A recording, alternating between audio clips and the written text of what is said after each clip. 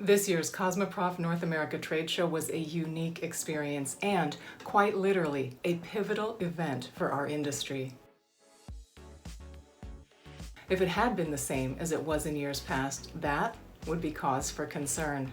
Consumer focus, corporate strategy, and the very substance of life have all been changed by our response to the pandemic.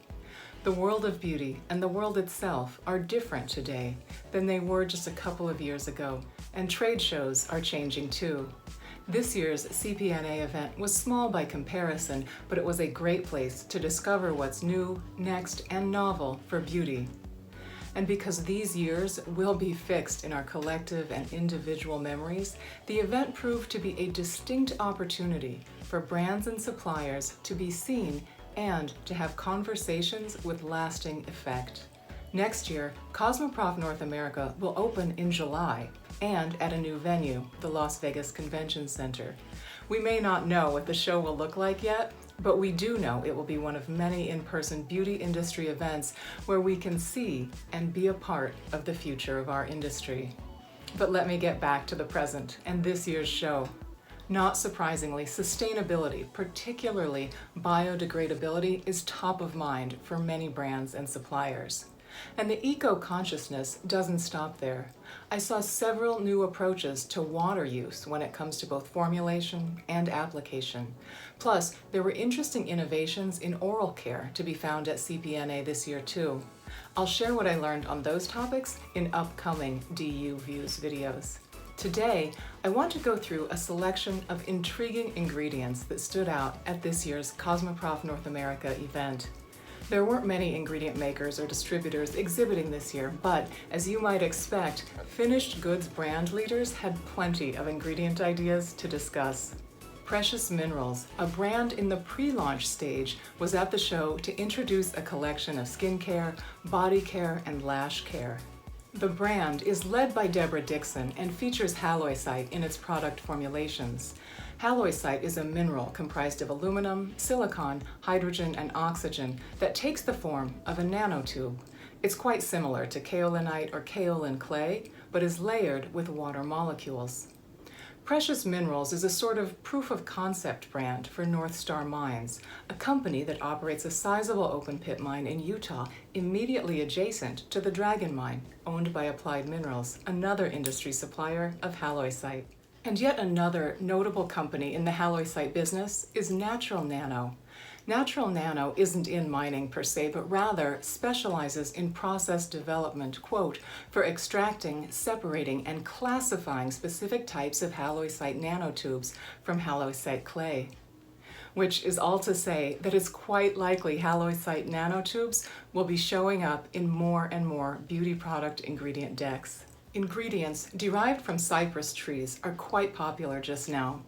The sun care brand Riversol, which was exhibiting in the Discover Beauty section of this year's Cosmoprof North America event, is using hinokitiol, a monoterpenoid sourced from Pacific red cedar in the formulations of its SPF lightweight broad spectrum sunscreen, which I have here, and in a product the brand calls the Corrector, which promises to address sun damage, hyperpigmentation, and the like.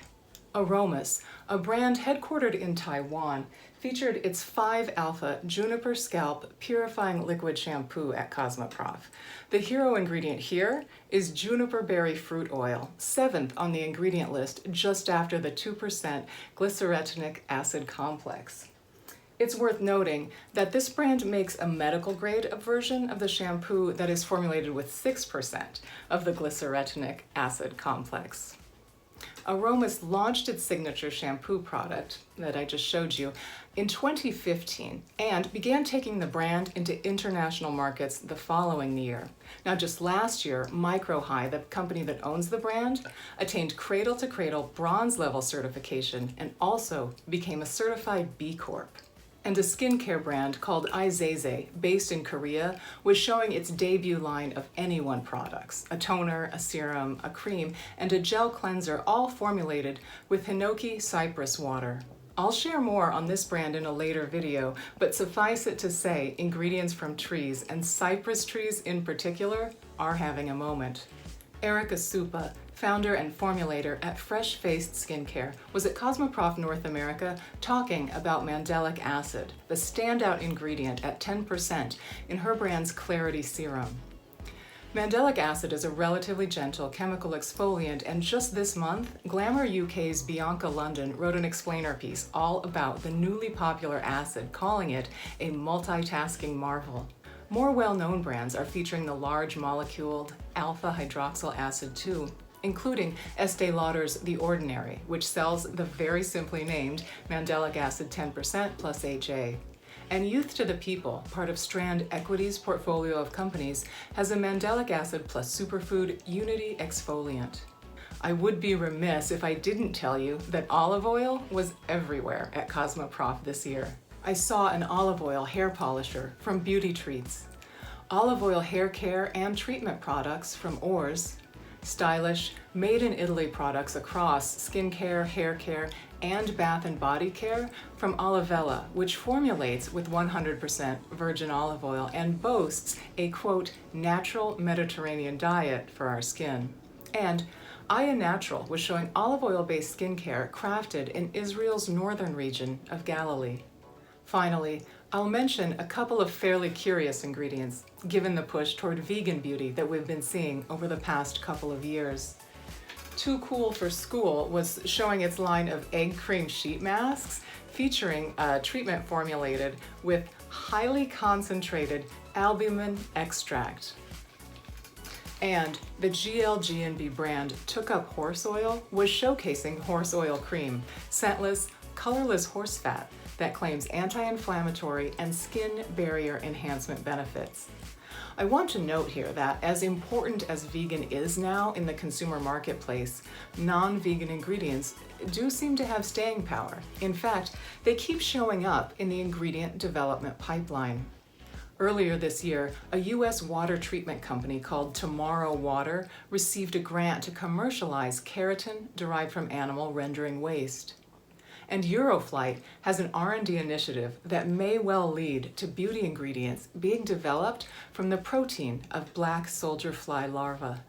It just goes to show that change is rarely absolute, that there is room for a multiplicity of ideas, and that there is rarely, if ever, one right answer.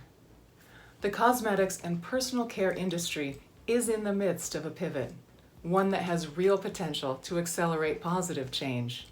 Our intentions and our actions, how we show up at trade shows, how we transact business, how we do work today, will determine the results and effects of that change.